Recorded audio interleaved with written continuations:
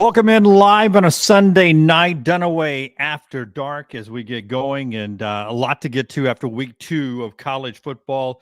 We'll have the voice of the Crimson Tide, Chris Stewart, joining us here in just a second. He'll jump on with us. Kyle Rush, who's part of our thebarnauburn.com family. He'll be here after Chris. We'll talk about what's going on at Auburn.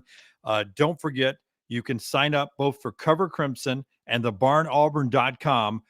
Real easy. Just go to those websites. $1. Try it out for the first month. See if you like it. TheBarnAuburn.com. Continuous coverage throughout the day. Shows every day. Multiple shows on some days for free. And then the behind the paywall premium content that you get continuous post-game coverage after football and basketball games from the guy who'll be with us tonight, Kyle Rush. But we start things off with the voice of the Crimson Tide. Let's bring in Chris Stewart here. And Chris, man, welcome into the show. How you doing on this Sunday night, late night? Now that I figured out StreamYard, I'm great, Jim. I'm sorry. I don't want to leave you hanging, partner. But so if you're sweating it out, I apologize. But great to be on with you. Great to have you. Not sweating it out at all. Kyle was backstage. He's ready to go. So I was going to flip-flop the order if we had to. Let's start with the first. We'll get to the Saban activities that you were a big part of in a second. But I want to start things off first with the game itself. Alabama failed to score. They only scored 2 of their first 11 possessions. And the offense was slow going. All we were missing was that big, ugly boat in the end zone, rain and lightning delay. And it would have looked a lot like last year, didn't it? Yeah, no, you're exactly right. It was far from a thing of beauty last year, and it was headed that direction in this ball game. But I do think it shows the explosiveness of the Alabama offense. The manner in which they went. This is not going to be, I don't think, joyless murder ball, as it was referred to many times. But let's not kid ourselves. There weren't as many times in the last 4 years that we saw joyless murder ball after 2000. So I'm not concerned about the offense overall and what it's going to look like. I think what we saw was that there needs to be better continuity, and you better get healthy on offense. You definitely need to see healthier, more experienced guys at left tackle. Tyler Booker's a great offensive lineman, but he played his first game at left tackle. That's right. And that was not a bad experiment. It's so funny. I saw Antoine Caldwell Thursday night, and I was telling somebody the story about him. Was it the Auburn game where he had to move to left tackle to keep? Was it Brody?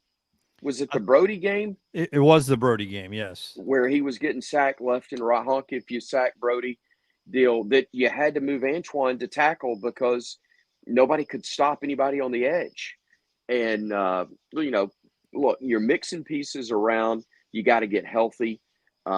It's why we didn't see the right tackle in the game until late in the contest for Alabama, until the fourth quarter, because they're trying to keep him healthy or get him completely healthy until you just had to go with your best guys. So there's work to be done there. I'm not worried about the skill position guys, and I'm not overly concerned about the offensive line once they get everybody back. I thought it was a great testament. And Jalen talked about this in the post game with Emily Grace McWhorter from our company in the locker room or in the post game room about positive thinking.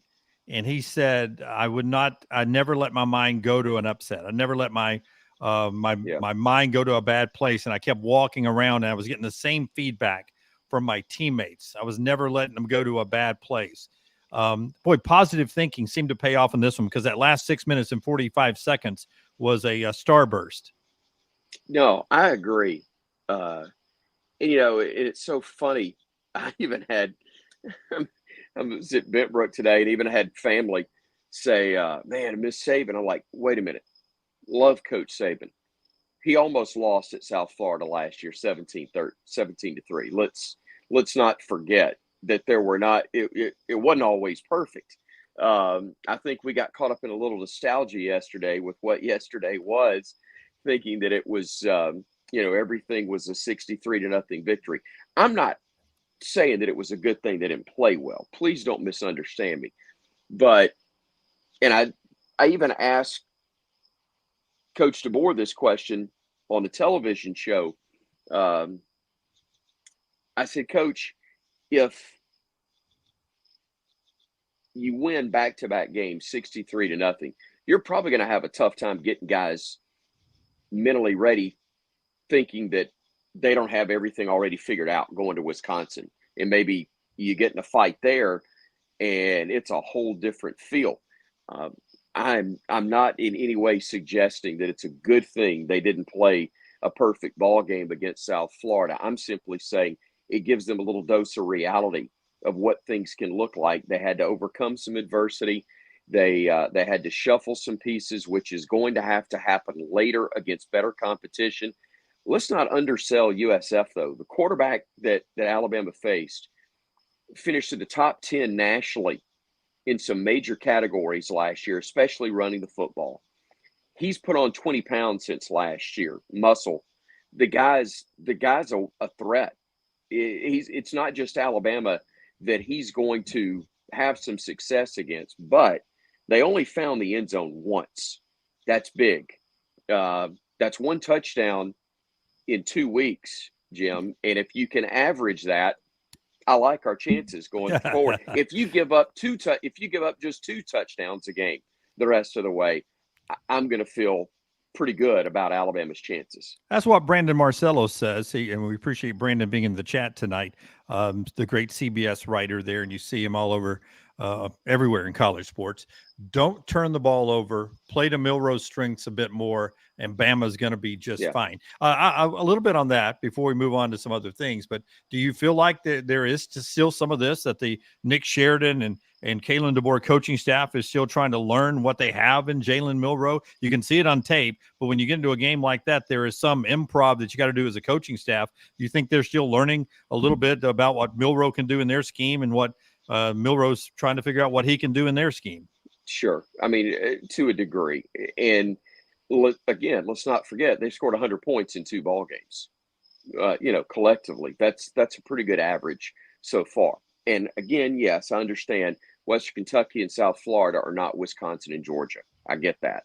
But it's a great start offensively, even though it took midway through the fourth quarter before it really got ramped up on offense. Nonetheless, you play at 60 minutes, you count points that happen over the course of 60 minutes. They got it done late, outscoring. When that's a 1-point game, they outscore the opposition 28-3. That's a pretty good finish. Nick Saban always talked finishing. That's always been the mantra there. And I don't think it's going to be any different in that regard with Kalen DeBoer. So to see them finish as strongly as they did was something that encouraged me, despite the struggles that they had for the first 2.5, really 3 quarters plus. You can catch Brandon Marcello tomorrow on our extended Monday coverage on the Next Round platform. Marcello and Ryan Brown, the middle 8 from 8 till 8:56 every Monday morning, all football season long. That's live on your video on all these video platforms you're watching us tonight, but also on our audio CarPlay platform. As you head into work, you can just pop the app up, the Next Round app up, listen to the guys on the drive in. So that's all season long, the middle 8, right after Lugan, Bill, and me on Monday Morning Live. Don't forget our friends at roback.com. Code TNR gets you 20% off your Roback for golf gear and great gear for the ladies as well. That is roback.com, promo code TNR20. All right, for the Crimson Tide, next up is the trip up to wonderful Wisconsin. I want to ask you, have you ever been to a game at Camp Randall? How much are you looking forward to this one? I'm looking forward to it. I've been there for basketball before. It's been a while. I forgot what year, who was even the head coach, but I have been to Wisconsin for basketball, and excited about the chance to see Camp Randall, and hopefully it's a great event. And most importantly, I hope it's a win. But yeah, that place is special. It's unique. And we enjoyed all of those neutral site games until they weren't new anymore. Now I think it's great that games are going back on campus for Alabama with some of these rivalry games. And, hopefully we'll still have neutral site games for SEC championship and the college football playoffs. But for the regular season matchups, I'm glad to see that that we're getting to go see some campuses and also welcome some teams that are household names coming to Tuscaloosa that we don't normally see in conference. Still to come, Kyle Rush will be with us to talk a little bit about what went on yesterday at Auburn and what the future is like for Peyton Thorne down in the Plains. You get him at thebarnauburn.com. But one more thing with Chris Stewart before he gets out of here on a Sunday night. What a special day. And I joked with Taylor Korn, who I do a lot of work with on the road, and Emily Grace McWhorter, who was there at the stadium yesterday. They were like, Jim, are you going to the game? And I said, no, I'm probably be there for the Georgia game. They were like, well, why? They're dedicating the field to Nick Saban. You hosted his show for a few years. You covered him for 17 years. And honest to goodness, I was only half joking with them. I didn't want to get that emotional in public. It would have been emotional for me to see all that happening. I'm not going to lie. I was tearing up here watching all the coverage. Your introduction and his speech out at the Walk of Champions, or the halftime stuff that was being fed to me and everything. What was it like for you, and how much do you think Coach Saban appreciated everything yesterday? He's a guy that likes to stay out of the spotlight. They had a great cutaway of him after like the 18th holding or penalty on the offensive line. He was just on the sideline waiting for the ceremonies, and they caught him on TV just shaking his head. I'm sure he was biting his lip wanting to say something to the O-line, but how much did he enjoy yesterday, you think? And how much did you enjoy it? I thoroughly enjoyed it, Jim. I mean, you and I've talked about this a lot. The opportunity that we've had as guys who've grown up in this state to remember in our childhood the history of Bear Bryant and what he accomplished, and then to see something to be parallel to that. I'm not going to say better. I'm certainly not going to say that it's not equal to or perhaps even better than Coach Bryant's, but for this era, to see 6 more national championships won in Tuscaloosa, Alabama by one coach has been amazing. And to be there on such a historic day, by no means am I putting myself in the same category, but I think of the pictures that I've seen of Mel Allen serving as the MC when there was the retirement of Lou Gehrig, and I think he was for Babe Ruth as well. And oh man, that's really cool. Of all the things Mel Allen's done, getting to kind of MC those special days and ceremonies, and on our scale, the fact that I got to do that for Coach Saban's field ceremony is something that I will always treasure and be thankful for. And you're right, he was low keying it. We were on the elevator going from the press box down to the field, and he looked up at me and he goes, "I'm not going to talk long." And I knew that meant, boy, you better not talk long either. So I didn't. It was very quick and to the point, but I did want to say something that I hope would kind of capture the moment a little bit, and hopefully we did that. But it was unbelievable to be there and to be a part of such an incredible day, and really a capper on an amazing career, and glad that so many people did get to be there, celebrate it. And yes, there was definitely a little emotion with all of that. Absolutely. I look forward to catching you and Kelly on your show this week. Respect the Process, named after what the coach did for so long. Right. You can get that on our Cover Crimson platform all week long, covercrimson.com. If you want the premium content, go ahead. Yeah, I was saying, hopefully she won't jinx me again, because she did it Wednesday. Yeah. For those that missed, it's there. Yeah, go ahead and tell everybody what happened, because one of the first questions she throws at me, "Have you called him Nick Saban yet?" And I said, "No, but you've just ensured that I will." And literally, it was 3 hours later, I did. Yep. So, and I didn't call him that to his face. What I was doing, you know how this works, especially when you kind of drive a show the way you often do with Next Round. You're almost in autopilot mode trying to get to what's next. And I'm doing that, saying, time for you to give us a call at 877-202-BAMA if you'd like to ask a question.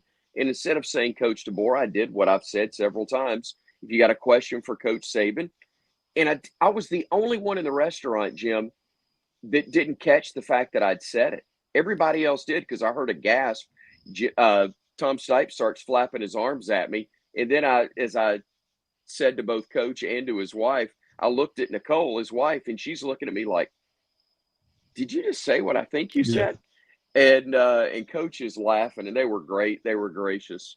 And when I said something to him again, apologizing during the commercial break, he said, don't worry about it. He goes, Chris, when I was introduced at Alabama, I called it Washington.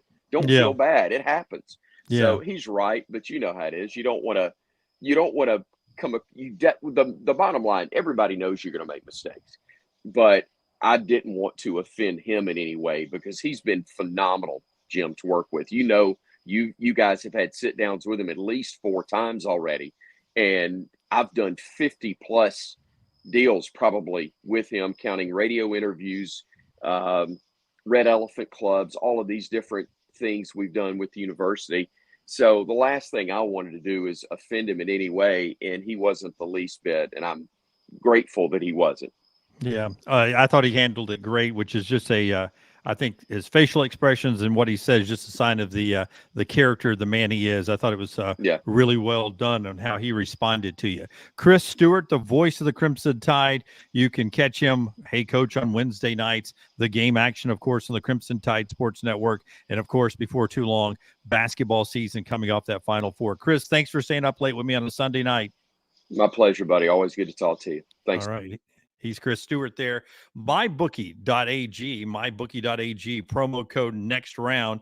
You can jump on there right now and get a deposit bonus. They bring you all of our football coverage. MyBookie.ag, promo code next round. We'll get to some of your chat room stuff in a moment, but this next guy I want to bring in as part of our Auburn family. He's thebarnauburn.com. He's Kyle Rush. Are you buttoned up? I can't tell on my monitor here. Are you? Yeah. You know Button up. Let's go. Your first Dunaway After Dark appearance. I've got my Michelob Ultra ready to go from our Bud Light sponsors. Working on some show notes for tomorrow. Let's jump into it first. Okay, I want to go first because we have him on our show every Tuesday at 9:25, and everyone's blaming Peyton Thorne. Peyton Thorne this, Peyton Thorne that. Peyton Thorne isn't this, Peyton Thorne isn't that. I think that is easy to do. But is it the right thing to do? I've watched this game a long time. I never think it's always the quarterback's fault. What did you make of Peyton's game? Oh man, it's tough. It's tough. First of all, what a world. I'm coming on right after Chris Stewart. I mean, it's hard to even believe this is real life. But yeah, Peyton Thorne. Well, first on that, dude, I have told no less than 6 people that you are a rising star in this business. I think you're going to be fantastic. And one day Chris and I will be saying, I can't believe we're coming on after Kyle Rush. How about that? That's high praise. But talking about Peyton Thorne, I'm with you. I'm the last guy that wants to punt on the starting quarterback. Like I despise that we're just a backup quarterback away. The backup quarterback is always the best player on the team. Like I despise that talk. I just don't like it. I don't buy into it. But man, it's tough to watch at times when it seems like things go south. It's hard for Peyton the game starts really speeding up for him, and it makes it tougher. It makes it tougher for him to be able to see things, see the field, and I think it clouds a little bit of judgment. Then you start having a little bit of issues with the offensive line, and then next thing you know, you have 0 points in the second half and 50 yards of offense. Like it's tough. It's tough to watch. I was talking to a buddy before I came on, and this kind of goes along with what you're talking about. I think what we're seeing is Hugh Freeze wants to be able to throw the ball so badly. He this dink and dunk stuff is just not him. It's never been him. It's rip the ball down the field, rip the ball up the middle, 300-400 yards of passing, elite wide receivers, one-on-one matchups, and maybe, just maybe, we're just not quite there yet. Maybe you have some of the horses at wide receiver, but from the offensive line standpoint, maybe that's not Peyton Thorne's game all the way. Maybe you're trying to force something right now that maybe you're just not ready for yet. Maybe you got to play small ball. I loved Cal's offensive game plan. I felt like that should have been Auburn's game plan. Get the ball out quick, take some shots, get some one-on-one matchups. I don't put it all on Thorne, but man, it's tough that every time it seems like things start to go south, he is unable to kind of get out of a funk. Yeah. It's hard for him to kind of get out of that funk. I think he would tell you that he did not have a great game. No. He had a bad game. Some of his throws were wobbly. Some of them were late. Some of them were bad decisions. He had a bad game. And at home, it seemed like you could almost hear the pressure ramping up on him after every bad throw or something. You could just almost hear the 88,000 fans almost getting closer to him. At least you could on television as I was watching it. So you got to move forward, right? You got to move forward from this. And he said, and this is what I don't understand either. He says afterwards, I'm glad our season's not over. And it's not a conference game. And we now have a 12-team playoff. And I don't know what your expectation was anyway, but even if it was for the college football playoffs, it's not a conference game, and you still have another loss in your back pocket. Now you got to go beat some people you were not expected to beat. But what he said after the game is exactly right. At least our season's not over. Now that for some reason has rubbed Auburn people the wrong way. I'm not an Auburn person, Kyle. Tell me why in the hell that would rub you the wrong way. I don't understand it. Well, I mean, people just don't want to hear that. You know what I mean? Like it kind of sounds like you're downplaying it a little bit, maybe. I think, but again, to your point, what are you supposed to say? Like that, Right. Those are the right things. Hey, we're not cashing in the season. We're not done. All of our goals are theoretically still in front of us. I was looking at 8 to 9 wins as a very good stepping stone. And this was one that I had penciled in as a win. And I think a lot of people had penciled in as a win.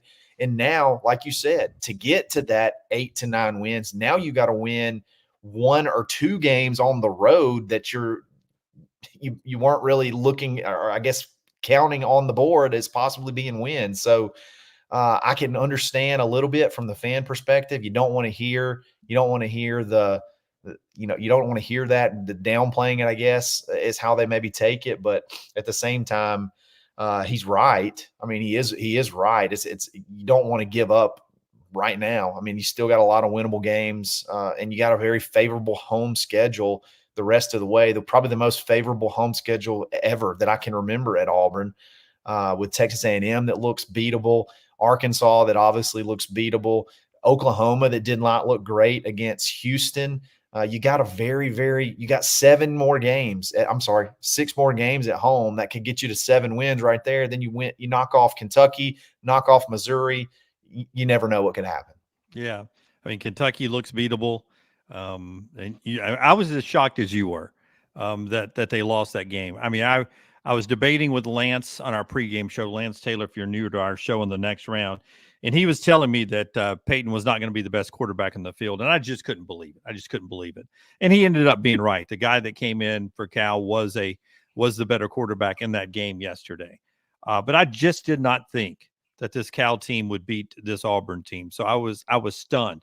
You're on the message board at thebarnauburn.com. You've already done a post-game show. You've done more content today. The graphic says the temperature of the fans. So what is the temperature of the fans as we sit here on Sunday night? Oh man, it's hot right now. There is a lot of mad folks I mean, they're just let down. I think you kind of bought in. A lot of people bought into the hype, and maybe some of that's my fault because I bought into the hype a little bit too. And maybe you were overlooking some things, maybe some glaring weaknesses, or thinking that. I guess the biggest thing is you think that if you corrected the wide receivers, you corrected the offense, then you build around Peyton, and you may be able to have a little bit more of an explosive offense, and you'll be able to challenge. Maybe close the gap, I guess, between Auburn and some of the top end teams in the conference. You thought maybe you're getting closer to closing the gap. And now you're how many games in now? 15 games into Hugh Freeze's career at Auburn, and you don't feel like you've really closed that gap, especially after this loss. I'll tell you another thing. I don't really buy into this narrative, but the narrative that Hugh Freeze loses a game he shouldn't lose every single year. I don't necessarily. I think a lot of coaches that any loss typically, every coach that's not Nick Saban or Kirby Smart is going to lose a game typically that they probably shouldn't lose.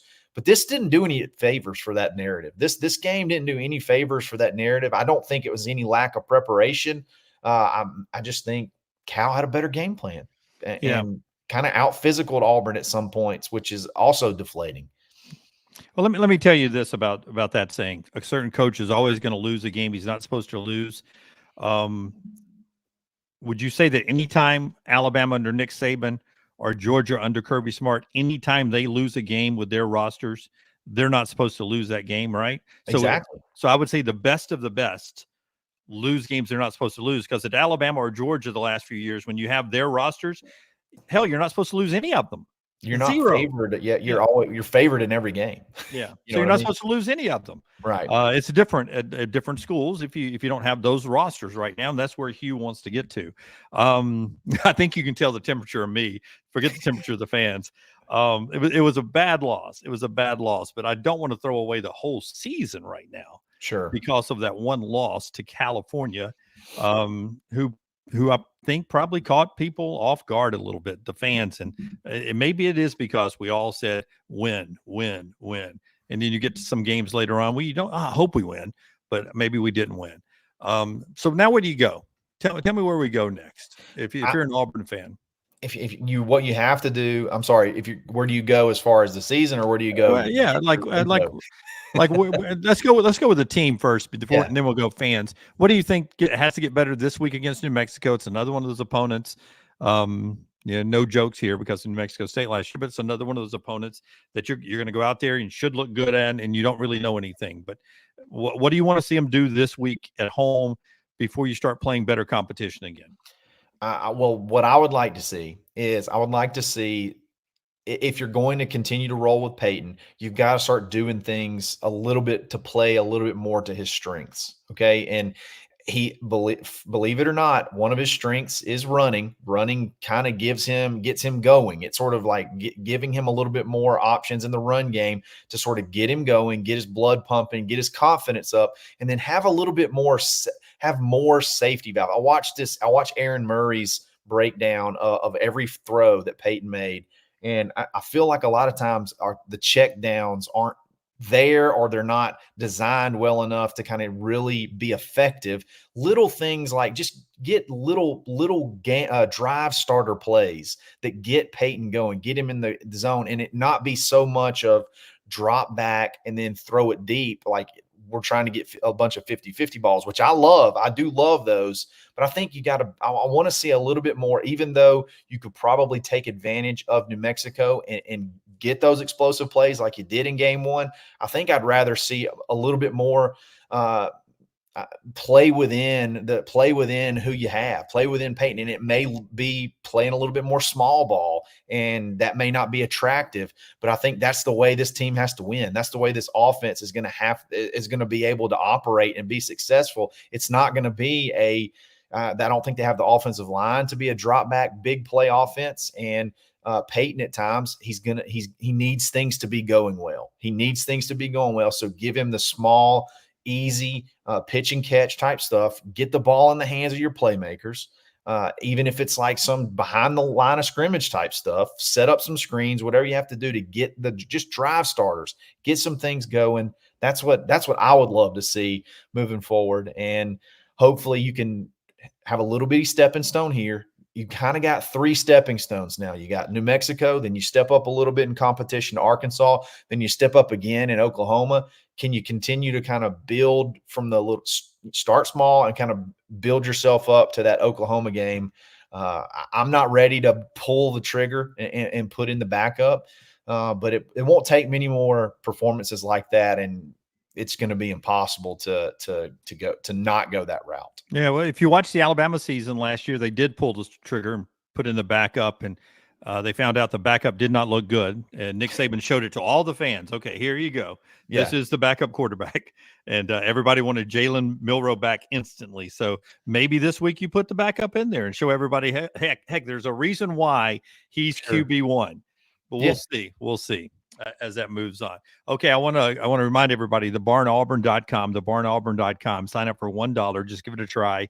A lot of free stuff that you get right there on the website, and also on thebarnauburn.com on the video platform on YouTube, including you get Kyle's show, you get Zach and Brad, all these daily shows that are there for you. And then there's premium content that you pay for. $1 start off, $1. I mean, they give you behind the scenes notes and nuggets. They break down games. They handle recruiting. It's just great stuff. TheBarnAuburn.com. Every one of my friends in my supper club, 6 couples, they all met their wives at Auburn. They're Auburn people. I'm the only non-Auburn person in my supper club, my golf club. Every one of them cheer for Auburn. They graduated from Auburn. They're going to retire in Auburn. They love TheBarnAuburn.com, Kyle. They said, tell you they do. They love it. They've been on the other sites for years, and they are pumped up to get to watch you grow that site over there. So they love it. Before you go, and we shut it down here tonight, and we do this every Sunday night. Kyle's not always with me. It's brought to you by our friends at MyBookie, mybookie.ag. Promo code next round, one word. You get a discount bonus there. Also, Roback.com, promo code TNR 20% off. Can you, and I didn't tell you we're going to talk about this.